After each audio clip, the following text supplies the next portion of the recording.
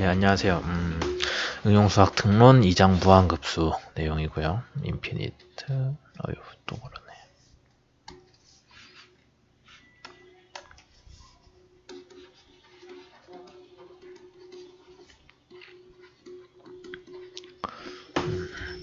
이제 우리가 여기서부터 배울 거는 수열하고 급수인데요.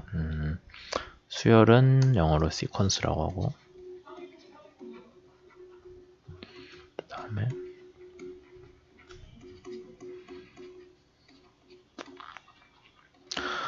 수열은 뭐 어떤 일정한 규칙을 따라서 배열된 숫자들을 각각을 그렇게 배열된 숫자들 전체를 수열이라고 부르고요. 걔네들을 뭐 어디서 어디까지 부분 합을 구하거나 아니면 전체 합을 구한다고 했을 때 우리가 급수라고 하죠. 그래서 수열이라고 하면은 AN은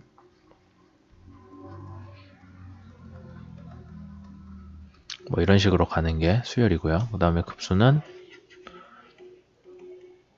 1부터 시작하든, 대개는 우리가 1부터 시작하긴 하는데 다른 거에도 상관없겠죠. 이걸 우리가 급수라고 부르게 됩니다. 뭐 이런 내용은 원래 고등학교에서 다뤘던 부분들이고, 대학교 과정에서는 급수 가지고 했던 게 테일러 급수 정도가 있겠네요. 그 다음에 푸리에 급수도 푸리에 급수 했을 것 같긴 한데, 예.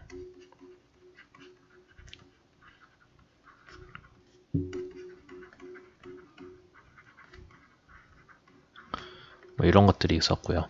여기에서도 뭐 그 정도를 주로 다루게 됩니다.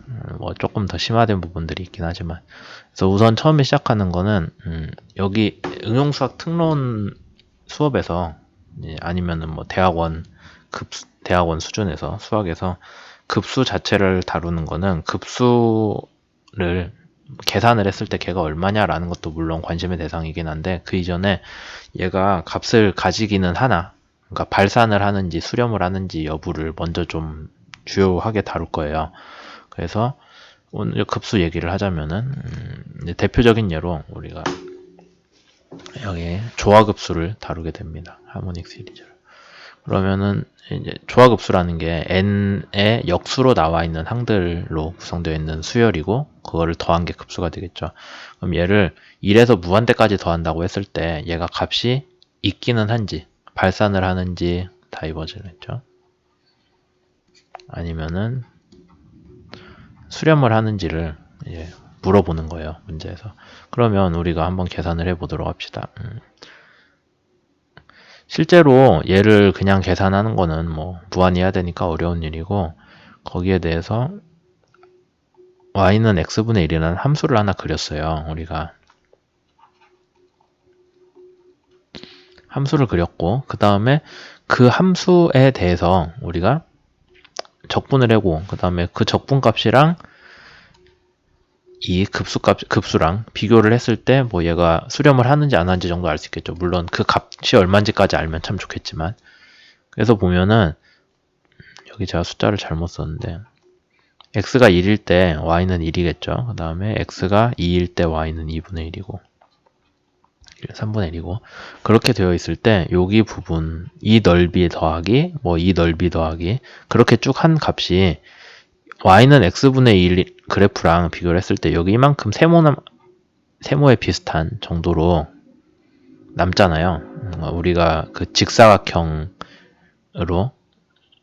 저번 시간에 리만적분을 비교를 했었는데 뭐 그거랑 같은 내용입니다. 이렇게 되어 있으면은 항상 이 빨간색 세모를 친 것만큼 차이가 나겠죠. 그만큼 더 클 거예요, 급수가. 그럼 우리가 이해를 하기로는 적분식이랑 우리가 얘기한 조화급수랑 비교를 했을 때 적분이 급수가 적분보다 크겠죠, 항상. 여기 위에 조금씩 남으니까.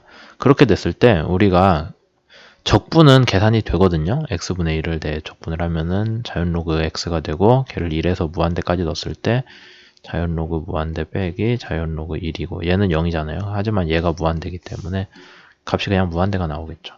그러면 적분이 무한대로 간다고 했을 때 급수는 걔보다 커야 되니까 얘도 무한으로 가겠다라고 우리가 이해를 할 수가 있습니다. 그래서 여기에서 다룬 내용은 우리가 급수를 값이 수렴을 하는지 안 하는지가 궁금하다면은 거기에 대해서 적분이랑 비교를 해가지고 구할 수 있다라는 부분이 있었고, 그 다음에 뒤에서 다룰 우리가 내용 중에 하나인데, 그럼 요 급수를 구성하는 수열이, 급수가 아니라 수열 얘기하는 거예요. 각각의 여기에 들어가 있는 숫자들이 뭐 1분의 1, 2분의 1 얘네들이 그러면 어떤 영역 안에서 놀고 있겠다라는 걸 우리가 이해를 할 수가 있겠죠. 커봐야 1일 거고 작아봐야 0보단 크겠죠. 그래서 경계가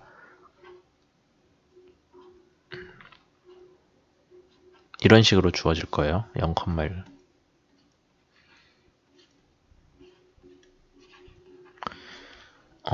0까지 딱 포함하진 않죠. 이게 그러니까 0을 포함하는 구간은 아니잖아요. 얘가 n이 아무리 무한히 커져도 진짜 0은 안 되니까. 하지만 1은 a1이 이미 1이 나왔죠. 여기 2분의 1이 아니라 1분의 1이니까. 그래서 이런 식의 구간이 나올 거예요. 그럼 우리가 요 수열의 경계가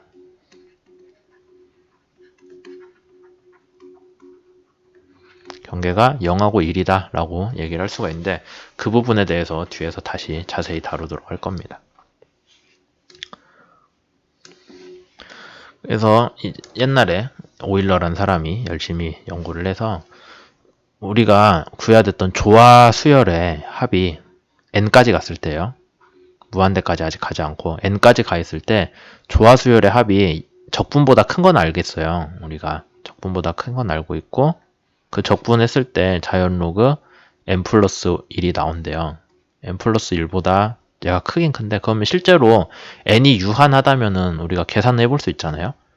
계산을 해봤을 때 이런 식으로 나오는데, n이 무한대로 갈 때, n이 한없이 커진다고 할 때 이 감마가 뭔가 어떤 숫자로 나오는 거예요. 그게 오일러 상수라고 해가지고 0.577 얼마로 가고, 뒤에 입실론 n은 그냥, 그러니까 이거 얘네 둘의 합이 감마 더하기 입실론 n이 실제 오차인데, 오차? 차이? 적분이랑 급수의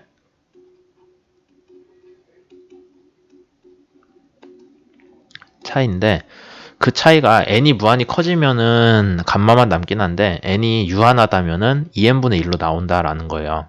그래서 n이 무한대로 가면은 얘가 무한대가 되니까 얘가 0이 되죠. 입실론이. 얘가 0이 돼서 없어지는 거고, 어쨌든 감마는 남는다. 그럼 감마가 오일러 컨스탄트라는 숫자로 수렴을 하더라 라고 이해를 하게 된 거죠. 그래서 여기까지 이제 기본적인 급수에 대해서 잠깐 좀 얘기를 했고요. 뭐 물론 실제 급수의 활용은 뭐 저기 고등학교 과정이나 그런 데서 더 많이 썼었기 때문에 그냥 여기에선 수학적인 특성만 좀 얘기를 하는 거예요. 그래서 여기에서 이제 우리가 주로 다룰 거는 무한으로 있는 급수 아니면은 무한 수열이 어떤 값으로 수렴을 하기는 하나? 라는 거에 대한 질문을 이제 하는 거죠. 그래서 여기에서 설명이 뭐가 있냐면은 무한급수, 급수예요. 시그마가 들어가 있으니까. 거기에 부분합, 그래서 그러니까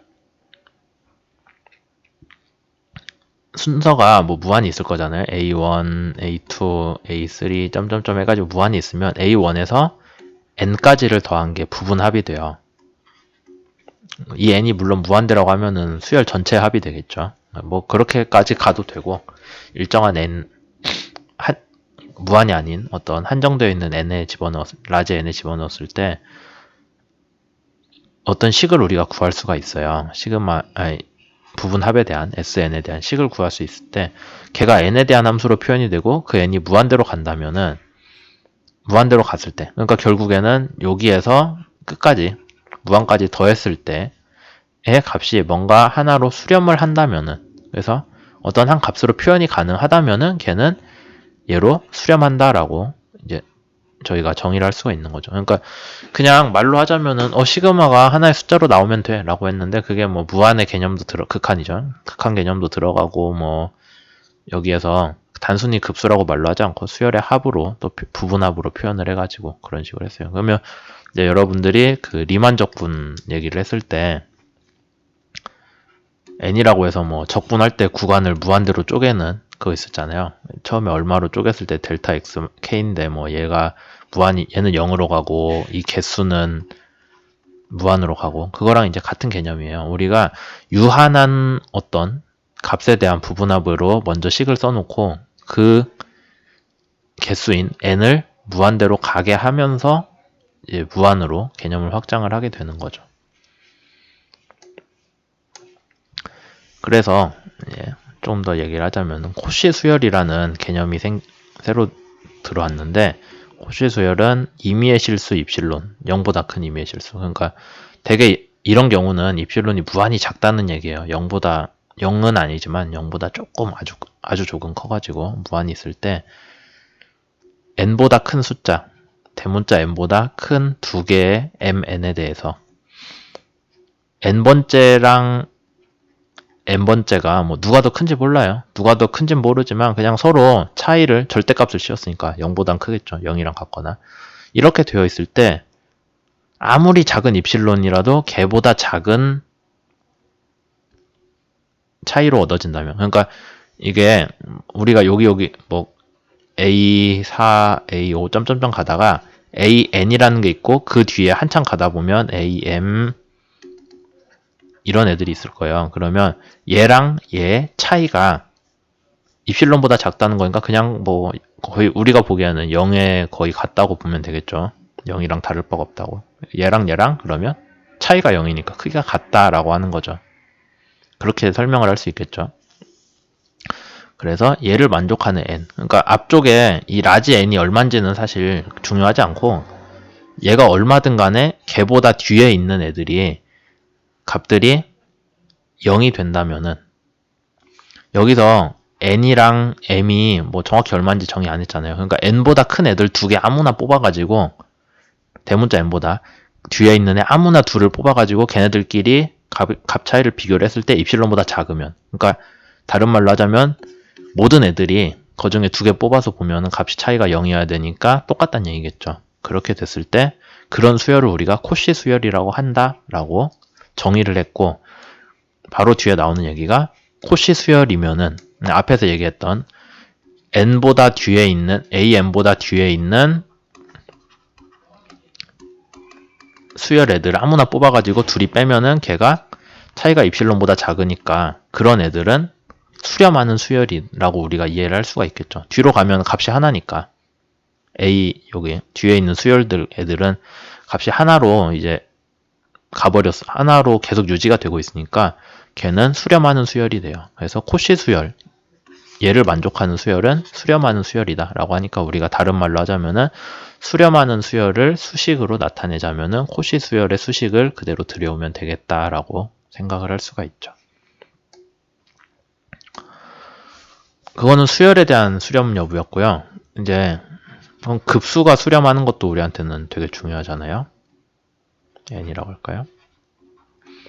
얘가 수렴하기 위한 필요 조건은 뭐가 있냐면은 여기서 필요 조건이라는 거는 바로 얘기를 하고 그 다음 필요 조건의 뜻을 다시 설명할게요. 얘가 수렴하기 위해서는, 그럼 생각해보면 급수를 무한히 가는데 뒤에 가는 애들이 0에 가까운 값들을 더해야 뭔가 급수가 수렴을 하겠죠. 그러니까 an이 0이 아니라면은 리미트를 얘가 아니라면은 뒤에 우리가 급수에 계속 우수리가 뭐 얼마든지 값이 붙기 때문에 이 급수가 아마 꾸준하게 증가를 할 거예요. 그러면 수렴을 할 수가 없죠. 그래서 수렴하기 위한 필요 조건은 얘가 0에 가까우면 된다라는 거예요. 근데 우리가 앞에서 했던 조화수열은 얘 0으로 가긴 하거든요. 근데 얘는 수렴 안 하는 거, 급수는 그러니까 수열은 수렴하는데 급수는 발산을 하잖아요. 그래서 이해를 하기를 얘를 만족한다고 해서 다 수렴하는 수열은 아니다 라는 거죠. 하지만 얘를 만족하지 않는다면은 얘를 만족하지 않는 수열은 다 발산을 해요. 수렴을 못 해요. 그러니까 필요 조건이라고 하면은 얘를 만족하기 위한 그러니까 얘보다 더 넓은 범위의 조건이 필요 조건이 되는 거예요. 그래서 얘를 포함하면서 더 넓은 내용을 포함하는 필요 조건을 우리가 제안을 하자면은 급수가 수렴하려면은 각 수열은 0으로 수렴을 해야 된다라는 거죠. 여기까지 해서 우선 수열이랑 급수의 수렴 여부에 대한 얘기를 우리가 좀 했고요. 그러니까 수렴하는 지에 대한 거죠. 수렴한다면 얼마냐에 대한 문제는 아직 안 했고. 잠깐 자르고 다음으로 가겠습니다.